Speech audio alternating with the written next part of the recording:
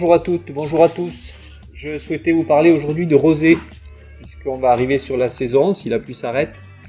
Et il est parfois difficile de se retrouver dans cet océan de vin rosé qui propose différents types de couleurs, différents profils, et c'est un petit peu compliqué. Alors ce qu'il faut savoir, très rapidement, c'est qu'il y a deux façons d'élaborer les rosés.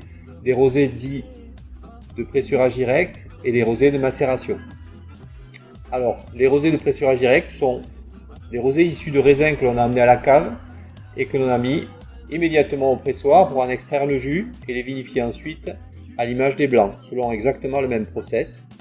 Les rosés de macération, eux, ont passé un temps en cuve.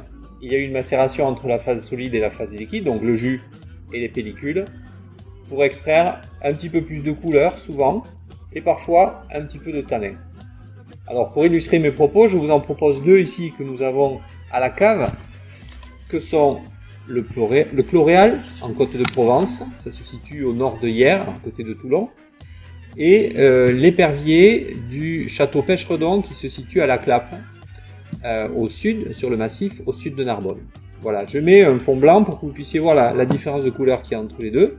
Alors ça signifie pas qu'il y a une différence de qualité, mais c'est une différence de profil.